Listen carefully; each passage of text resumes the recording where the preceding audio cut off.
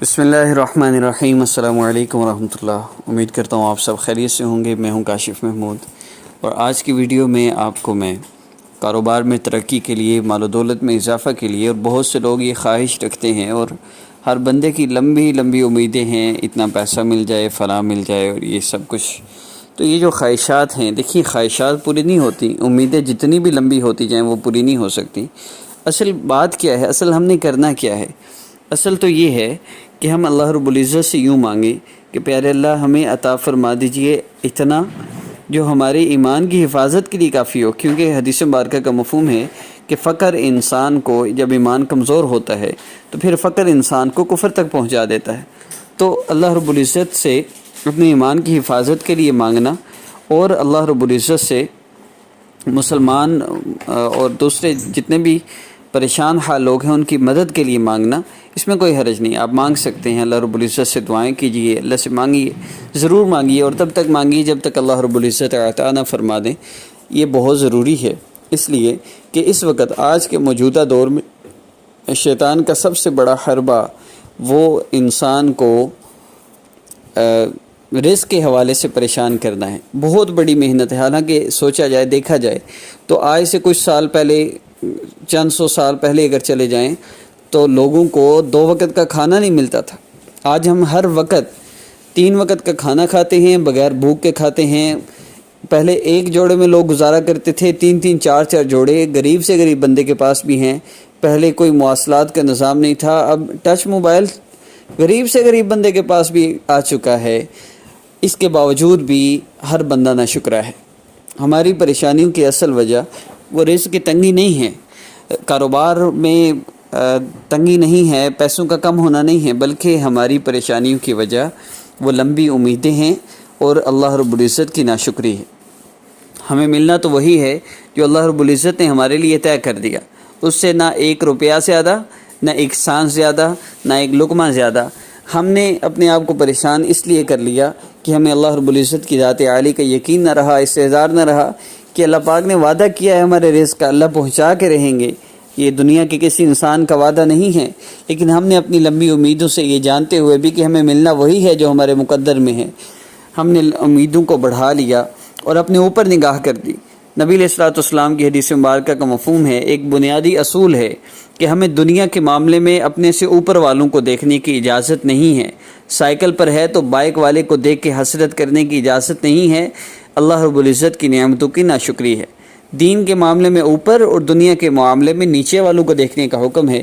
ایک بزرگ نکلے، ننگے پاؤں تھے، شکوہ کرنے لگے کہ میرے پاس جوتا نہیں ہے۔ دیکھا ایک بندے کے پاؤں ہی نہیں تھے تو اللہ رب العزت کا شکر ادا کیا۔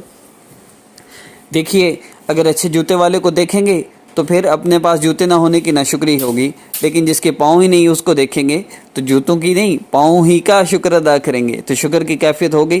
اب شکر کیا ہے؟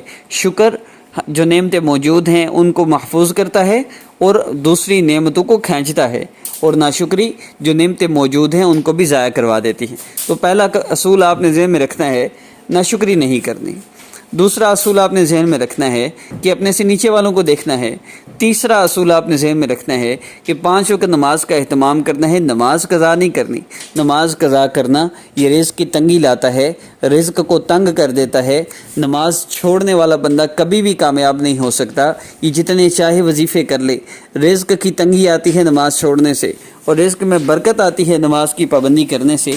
اگر کوئی بندہ نماز چھوڑتا ہے اور پھر یہ گلے کرتا ہے کہ میری کوئی دعا ہی قبول نہیں ہوتی، میرے رزق کی بڑی ٹینشن ہے، اللہ میری کوئی دعا ہی نہیں سنتا، میرے کاروبار میں مسئلہ ہے، تو یہ سب بے وقوفی ہے، نادانی ہے۔ دیکھیے اگر آپ نماز قضا کرتے ہیں تو ساری زندگی الٹے لٹکے بھی وظیفے کرتے رہیں، آپ کا مسئلہ رزق کی تنگی کا حل نہیں ہو سکتا جب تک کہ آپ نماز پابندی سے شروع نہ کر لیں۔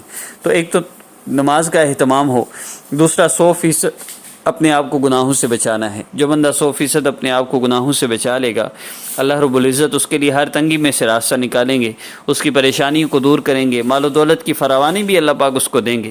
دیکھیے ایک بعض اوقات ایسا ہوتا ہے کہ نعمت بڑھا دی جاتی ہے، 100 کے 200، 200 کے 400 ہو گئے، اور بعض اوقات اس نعمت کے اندر ہی سکون اور راحت زیادہ کر دیا جاتا ہے، یعنی وہ 100 میں بھی بندہ بڑی آسانی سے سکون سے گزارا کر سکتا ہے۔ جو اللہ کی نافرمانی چھوڑ دیتا ہے وہ رزق کے معاملے میں یا اور کسی معاملے میں بھی بے سکون نہیں ہوتا، پریشان نہیں ہوتا۔ اللہ رب العزت سکون اور راحت دیتے ہیں، اللہ پاک مسائل کو حل فرماتے ہیں۔ تو یہ جو بیسک اصول جو میں نے عرض کیے ہیں، اللہ رب العزت کا شکر ادا کرتے رہنا اور اللہ رب العزت کی نافرمانی سے بچنا، یہ دو کام کرتے رہیے۔ اور اس کے ساتھ یہ مختصر سا عمل ہے جو ہمیں آقا پاک صلی اللہ علیہ وسلم کی احادیث مبارکہ سے ملتا ہے کہ اگر کوئی انسان رزق بڑھانا چاہتا ہے تو چند اعمال ہیں۔ پہلا عمل، احادیث مبارکہ کا مفہوم عرض کر رہا ہوں، غور سے سنتے جائیے۔ پہلا عمل کیا ہے؟ صلہ رحمی کرنا، یعنی رشتہ داروں کے ساتھ اچھا سلوک، لوگوں کے ساتھ اچھا سلوک کرنا، یہ عمر بڑھا دیتا ہے، رزق بڑھاتا ہے۔ نمبر 2، نبی علیہ السلام سے کہ صحابی نے پوچھا رزق کے حوالے سے، تو آقا پاک صلی اللہ علیہ وسلم نے فرمایا جس کا مفہوم ہے کہ باوضو رہا کر، اللہ تیرا رزق بڑھا دیں گے۔ تیسری چیز، جب بھی گھر میں داخل ہوں تو گھر میں داخل ہونے کی دعا پڑھیں، سورہ اخلاص پڑھیں، قل هو اللہ احد یہ سورت پڑھیں، اور گھر میں داخل ہو کے سلام کریں اور درود پاک پڑھیں آقا پاک صلی اللہ علیہ وسلم پر۔ یہ 4 کام کریں، داخل ہونے کی دعا، سورہ اخلاص اور درود شریف اور گھر والوں کو سلام کرنا۔ اس سے گھر میں رزق کی برکت ہوگی، اللہ رب العزت رزق بڑھا دیں گے اور انشاءاللہ سکون اور راحت والی زندگی ملے گی۔ گھر سے بے سکونیاں ختم ہوں گی اور اپنے آپ کو، اپنے گھر والوں کو گناہوں سے بچائیے۔ گناہوں کی وجہ سے یہ سارے مسائل ہیں جن کا آپ کو سامنا کرنا پڑ رہا ہے۔ باقی آج کے عمل کی ترتیب کی طرف بڑھتے ہیں۔ 2 رکعت نفل آپ نے حاجت کی نیت سے پڑھنے ہیں۔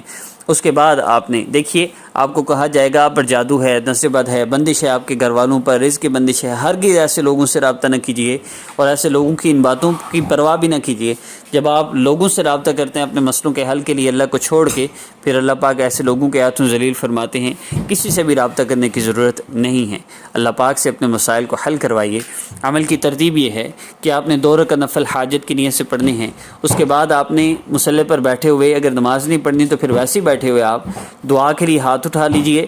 11 مرتبہ آپ نے یا رزاق یا اللہ جل جلالہ، یا رزاق یا اللہ جل جلالہ، یا رزاق یا اللہ جل جلالہ، یا رزاق یا اللہ جل جلالہ، یا رزاق یا اللہ جل جلالہ۔ اللہ رب العزت کو یوں پکارنا ہے جیسے بچہ اپنی ماں کو مشکل، پریشانی، مصیبت، تکلیف میں پکارتا ہے، آواز دیتا ہے۔ اللہ رب العزت کو پکاریے اور اس کے بعد یوں دعا کرنی ہے۔ دعا کیسے کرنی ہے؟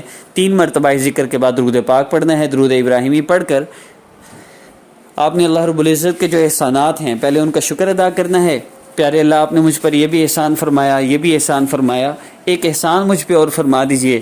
اللہ رزق کی برکت عطا فرما دیجئے، مال و دولت کی فراوانی عطا فرما دیجئے، قرض سے نجات عطا جو بھی آپ کا مسئلہ ہے اس کے لیے دعا کیجئے۔ اور آخر میں جب دعا کر لیں 3 مرتبہ درود پاک پڑھ لیجئے گا، انشاءاللہ آپ کا مسئلہ حل ہو جائے گا۔ اس عاجز کو اپنی دعاؤں میں یاد رکھیے گا۔ عمل کی اجازت کے لیے چینل کو سبسکرائب کر لیجئے اگر سبسکرائب کرنا آتا ہے۔ سبسکرائب کرنا نہیں آتا تو پھر ویسے بھی اس عمل کو کر سکتے ہیں۔